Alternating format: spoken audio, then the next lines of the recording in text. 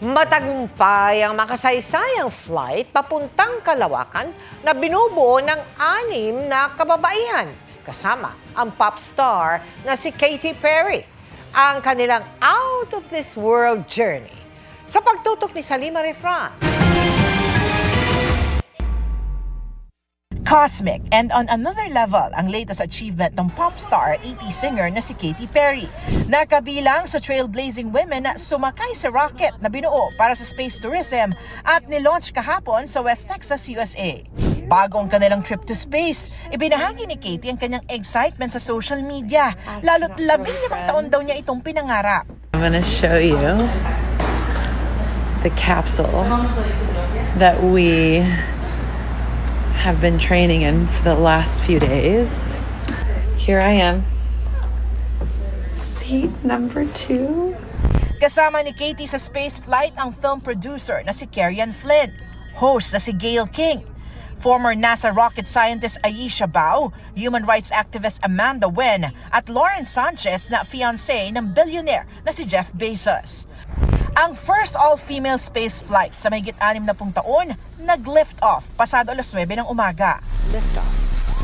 328,000 feet, 100 kilometers. Welcome to space, ladies, or shall I say, astronauts. Habang nasa space, taking up space! Nakaranas sila ng near zero gravity sa loob ng 4 na minuto. In-enjoy din nila ang breathtaking view ng Earth mula sa loob ng capsule. Matapos magpalutang-lutang sa space, ligtas ding nakabalik sa Earth ang buong crew. Touchdown. Congratulations and welcome back to Earth. Tumagal ng 11 minutes ang space flight. Sa tuwa ni Katy, hinalikan pa niya ang ground paglabas ng capsule. I don't know if any other pop stars have been to space, but I wasn't sure if I was going to sing or if I wasn't, because I just wanted to honor my fellow astronauts and just, hold the space in space. Profound is like the one word I would use. And you look back at Earth and it's like this beautiful jewel. It was quiet. It felt like it was breathing. It was so alive. And that's kind of what I felt, just this aliveness of Earth. Para sa GMA Integrated News, Salima Refran, nakatutok, 24 oras. Mga kapuso, kaya pa ba ang matinding init? Pumalo po sa 50 degrees Celsius ang pinakamataas na heat index ngayong araw. Naitalayan kanina sa Los Baños, Laguna. Sabi ng Pag-asa, yan ang pinakamataas na temperaturang naitala mula nang mag-umpisa ang monitoring ng heat index ngayong taon. Pinakamataas din mula nang ideklara ang dry season o tag-init noong March 26. 48 degrees Celsius naman ang naitala sa San Ildefonso, Bulacan.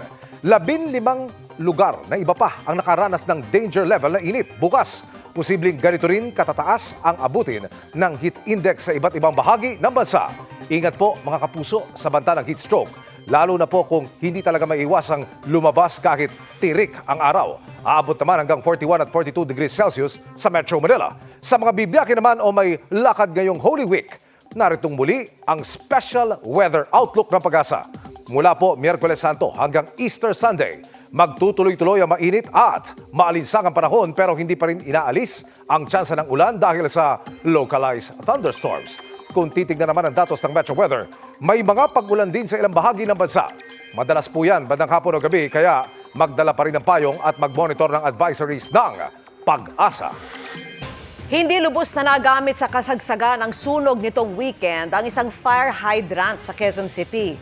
Halos dikit kasi sa isang pader. Ang aksyon dyan matapos mag-viral sa pagtutok ni Rafi Tima.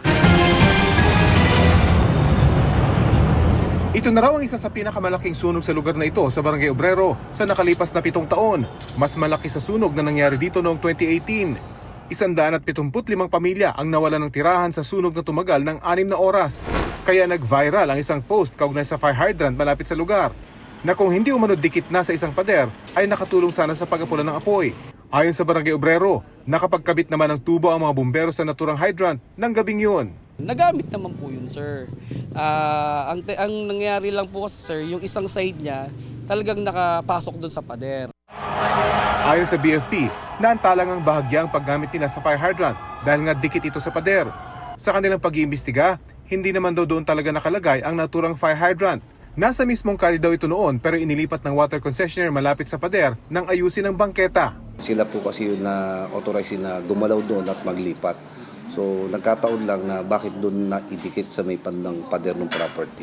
Ang mga dokumentong ito, ipinadala rin ng may-ari ng compound sa GMA Integrated News sabay paglilinaw na sila man matagal nang hiniling na ilipat ang fire hydrant para hindi ito nakadikit sa kanilang pader. Ngayong araw, naiusog na ang kontrobersyal na fire hydrant at natanggal na sa pagkakadikit sa pader. Mismong water concessionaire daw ang nag-ayos nito. Paalala ng BFP sa mga nakatira malapit sa mga fire hydrants. Kung maaari po, wag po nilang harangan ang sasakyan, wag po nilang galawin dahil kinakailangan po, functional po lahat ng hydrant. Just in case na gamitin po ng Bureau of Fire, madali po makakuha ng tubig doon. Ininspeksyon na rin ito ng BFP laging handa at pasado na raw ito sa kanilang standard. Para sa GMA Integrated News, Rafi Tima nakatutok, 24 oras. Nakikinigan niya ang Philippine National Police sa panawagan ng grupong Volunteers Against Crime and Corruption na pag-isipan na ang strategiya nito kontra krimen. Ayon sa PNP, napag-usapan nila ng Federation of Filipino-Chinese Chambers of Commerce and Industry na bumuo ng PNP Chinese-Filipino Community Help Desk. Tutugon niya ito sa mga sumbong ng Filipino-Chinese tungkol sa kanilang kaligtasan. Bukod dyan, pinalalakas din ayon sa PNP ang kanilang anti-kidnapping group. Naglatag ng mga alternatibong daanan o bakasyon lanes ang Baguio City para sa mga turistang darayo roon ngayong Semana Santa. Bukod sa mismong Baguio, may iba pang pwedeng pasyalan sa Benguet Province. Alamin natin sa live na pagtutok ni Ma'am Gonzales. Ma'am.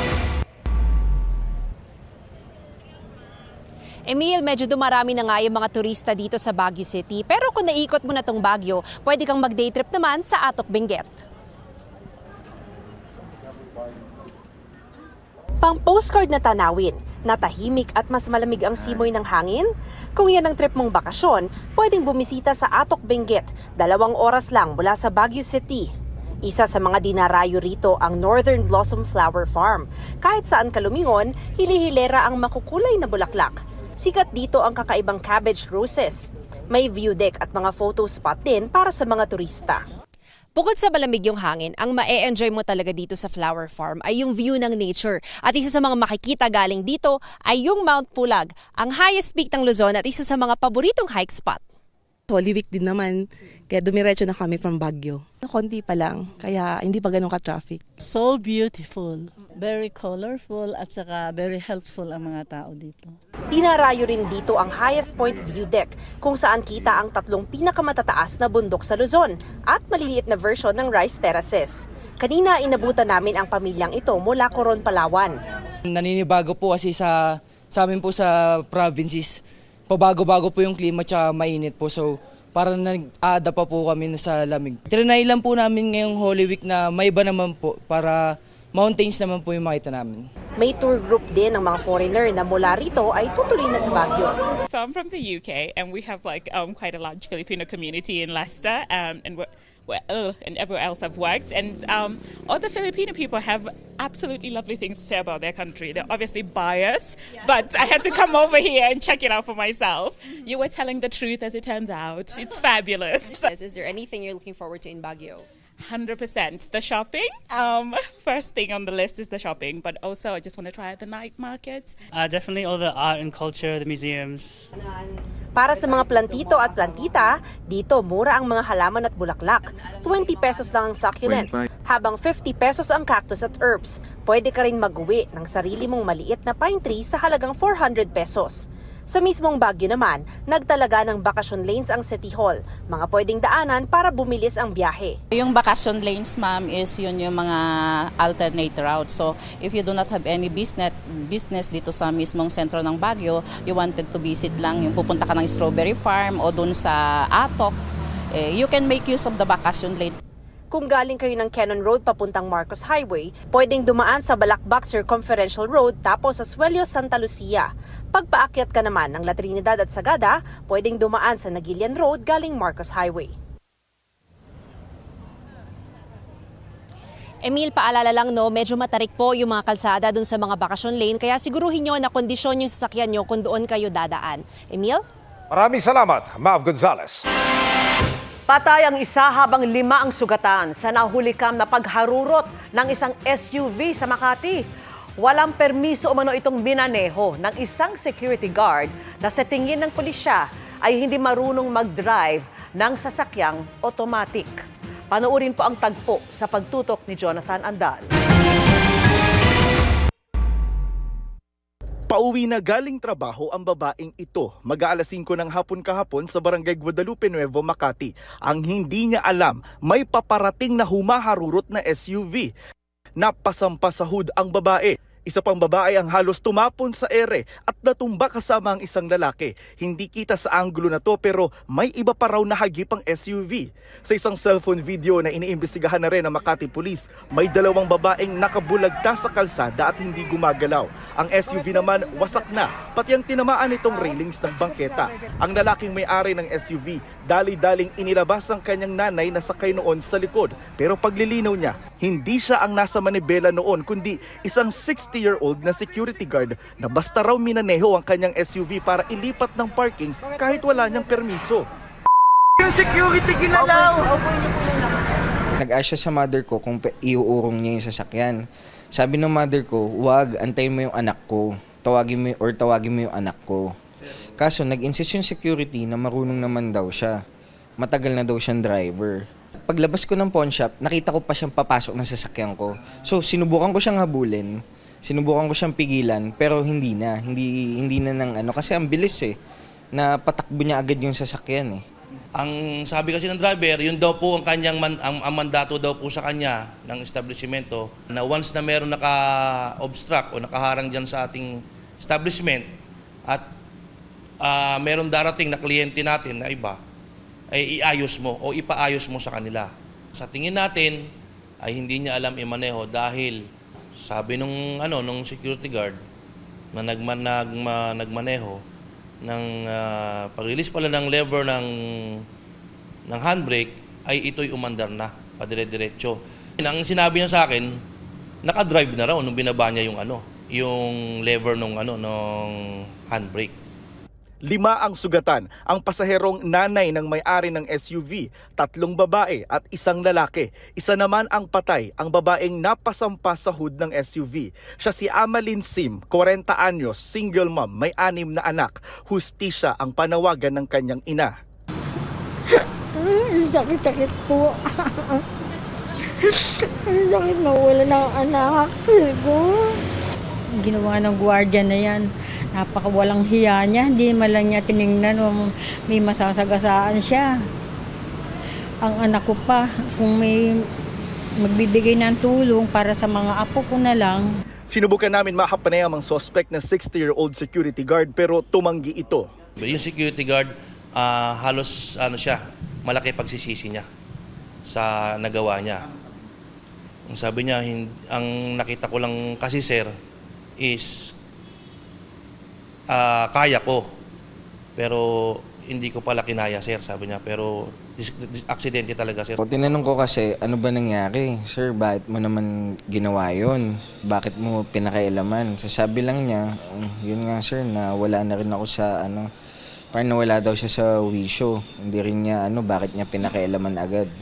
Nakakulong na rito sa Makati Police Station yung suspect na security guard na in-inquest na rin para sa reklamong reckless imprudence resulting in homicide, multiple physical injury, and damage to property. Para sa GMA Integrated News, Jonathan Andal, nakatutok, 24 oras. Magandang gabi mga kapuso. Ako po ang inyong Kuya Kim na magbibigay sa inyo ng trivia sa likod ng mga trending na balita. May inspire tayo sa mga kabataan sa isang barangay sa Laguna. Sa murang edad kasi nila, tila napakalalim na ng kanilang pananampalataya at pinapakita nila ito sa sinasagawa nilang prosesyon. Ang malalim na pananampalataya ng mga bata sa barangay na ito sa Pangil, Laguna, pinapamalas nila sa prosesyong ito. Ang mga pinaparadang mga imahen nakasakay sa mga karu-karuhan o munting karo na sila mismo gumawa. Ito ang karu-karuhan procession sa Barangay Natividad. Ang nasa likod ng prosesyong ito, ang 14 anyos na si Kyle. Meron pa pong mas nauna sa akin yung pinsan ko po. Na-inspired po ako, nakyutan po ako kasi ang liit po, parang ako lang po nung dati nung bata. Gawa po siya sa kahoy. Ito pong latag na to, plywood. Yung mga gulong po namin, binibili lang po namin siya sa hardware. Ang hilig niyang ito, suportado ng kanyang tatay Dennis. Dati po din po ako naglilingkod sa simbahan. Sa akin po, todo suporta naman po ako kasi nakakahikayat pa po sila ng ibang kabataan. Mula nung nakaraang taon, linggo-linggo raw nagsasagawa ng karu-karuhan prosesyon ng kanilang grupo na ngayon ay meron ng mahigit 30 kasapi. Ginagawa lang po namin siya tuwing linggo. Pag po merong okasyon or kapistahan, hindi lang po yung linggong yun. Meron din pong special na prosesyon. Meron po kami page, then meron po masasabi na gusto din ng anak ko. Nakikita ko po na mas dadami pa po kami. Marami pong mga kabataang mas lalapit pa po sa Panginoon. Ang mga prosesyon, impluwensya sa atin ng mga Espanyol. Ginamit ito ng mga misyonero bilang bahagi, ebanghelisasyon o pagpapalaganap ng pananampalataya noon. Sa pamamagitan ng makukulay na prosesyong ito, pinapakita nilang buhay, hirap at sakripisyo ni Jesus at ng mga santo. Ang tradisyong ito, niyakap natin mga Pilipino at ginagawa natin hanggang ngayon, lalo na tuwing mahal na araw. At alam niyo ba kung saan sinasagawa ang tinuturing na longest Lenten procession sa Pilipinas? Kuya Kim, ano na?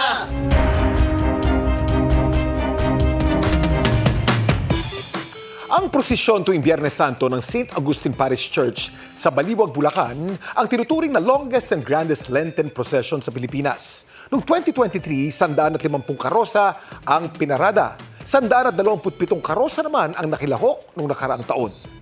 Ang mga karo, malalim na nilalarawan ng iba't ibang santo at ang mga huling sandali ni Jesucristo bago ang kanyang muling pagkabuhay. Samantala, para malaman ang trivia sa likod ng viral na balita, i-post o i-comment lang #Kuya Kim. Ano na? Laging tandaan, kimportante ang mayalang. Ako po si Kuya Kim at sagot ko kayo 24 oras. Dumating na sa Pilipinas ang isa pang missile system mula po sa Amerika. Yan ang Nemesis o Navy Marine Expeditionary Ship Interdiction System. Ayon sa AFP, kaya umabot ng missile nito ng hanggang 200 kilometro. Mas malapit yan sa kaya ng Typhoon Medium Range Capability Missile o MRC ng Amerika na naunang ipinadala sa Pilipinas. Hindi naman sinabi ng AFP kung saan dinala sa Pilipinas ang Nemesis. Pero kinumpirma nitong magiging bahagi ito ng balikatan exercises ng Amerika at Pilipinas na magsisimula po sa April 21. Nakatakdang sagutin ng kampo ni Masbate gubernatorial candidate Richard Ko ang show cause order na inisyu sa kanila ng COMELEC. Kaugnayan sa paggamit ng emergency alert message sa pangangampanya ni Ko Fernando Talisic, kandidato para Vice Governor, Elisa Ko, congressional candidate, at Olga Ko, kandidato bilang City Mayor. Pero ayon sa Provincial Legal Officer ng Masbate, dahil may show cause order na, ay hindi na sila pinapayagang talakayin pa ang issue. Sinusubukan pa namin kunin ang panig ng iba pang nabanggit na kandidato. History in the making ang panalo ng Perpetual Junior Altas kontra Benilde Lasal Green Hills Greenies sa finals ng Juniors Basketball sa NCAA Season 100. First quarter pa lang, yamado na agad ang Junior Altas. Patuloy ang pagpapaulan nito ng puntos hanggang sa second quarter. At sa third quarter ay tila hindi na makahabol ang Greenies. Tuluyan ang lumayo ang score sa fourth quarter at nagtapos ang laban sa final score na 101-67. Emosyonal naman ang grupo lalo't ito ang unang championship nila sa loob ng 41 taon. Inspirasyon ang hatid ng dalawang bagong graduate na hindi nahadlangan ng edad at katayuan sa buhay sa pagkamit ng kanilang pangarap. Ang isa, diretso sa kanyang inang nakakulong habang nakatoga bilang pagtupad sa pangarap nito. Ang nakakaantig na tagpo, panuorin po sa pagtutok ni Mark Salazar. Importante para sa mga estudyante ang graduation ceremony. Pero ang 5 taong gulang na batang ito, pagkakuha ng kanyang moving up certificate, nagmamadaling bumaba ng stage at saka umalis. Kasama ang kanyang tiyahin, bumiyahe sila ng 1 oras dahil may mahalagaan nilang pupuntahan sa Agusan del Norte. Naroon pala ang nanay ng bata na nakapiit sa isang kulungan doon. Nagsabi yung mama niya na sa 8 daw kung pwede after daw ng graduation niya bumalik daw kami doon at dapat daw sana nakasuot pa daw siya ng pang-graduate na na damit. Yung teacher din po niya, pinayagan na lang din po kami na dalhin mo na yung toga para makita din ng nanay niya. Masyado pa raw maaga para sa visiting hours kaya ang bata tumayo sa labas ng piitan. Mapagbigyan lang ang wish ng kanyang mama. Pagbaba pa lang po namin ng tricycle, hindi din naman po namin alam na nandun na din po sa bintana nakaabang yung mama niya. Marahil hindi pa nauunawaan ng bata kung bakit nakapiit ang ina. Ang alam lang ng batang ikatutuwa ng ina ang kanyang toga at certificate. Nakita ko siya doon sa taas, sa may bintana na nagsasalita siya, kinakausap niya, pero napansin ko po kasi na panay po na siya sa luha niya. Kaya hindi ko po na umiiyak pala siya habang kinakausap niya yung anak niya, nakita niya, tinatanong niya kung ano daw yung ginawa niya pag-akyat sa stage. Marami pang milestone na maaabot ng bata kaya't umaasa ang kanyang pamilya na darating ang araw na kasama niya ang ina sa hinaharap. Sa Cagayan naman, kahanga-hanga rin ang ginawang pagsusumikap ng 57 anyos na ina na nagtapos sa senior high ng Ballesteros National High School. Siya si Armeline Ariola, may asawa at 3 anak na. Itinaguyod niya raw ang pag-aaral ng vocational course na dressmaking sa pamamagitan ng pagtanggap ng labada at paglalakad ng kilo-kilometro papasok ng eskwela. Nairaos naman niya ng may outstanding award pa mula sa paaralan. Para sa GMA Integrated News, Mark Salazar, nakatutok 24 oras. Nabulabog ang ilang residente at turista sa Boracay dahil sa rambulan ng mga kabataan. Sa kuha ng CCTV, madaling araw nitong Lunes Santo makikita ang pagwawala ng ilang lalaki habang pinipigilan ng mga kasama. Ilang beses nagsuguran at naghatakan ang mga kabataan. Ayon sa nabulabog ng mga residente, naparaan lamang sa lugar ang mga hindi nakikilalang kabataan habang lasing umano. Sa isang cellphone video, makikitang napapalibutan ng mga kabataan ang isang babae na umiiyak. Agad nagpulasan ng mga kabataan nang marinig na may paparating ng pulis. Nagpaalala naman ng munisipyo ng Malay, Aklan, na bawal magparty sa Boracay sa Biyernes Santo. Bawal magpatugtog ng malakas na musika mula alas 6 ng umaga ng Biyernes Santo hanggang alas 6 ng umaga ng Sabado de Gloria. At yan ang mga balita ngayong Martes. Ako po si Mel Tiangco. Ako naman po si Vicky Morales para sa mas malaking misyon. Para sa mas malawak na paglilingkod sa bayan, ako po si Emil Sumangil. Mula sa GMA Integrated News, ang News Authority ng Pilipino. Nakatuto kami 24 oras.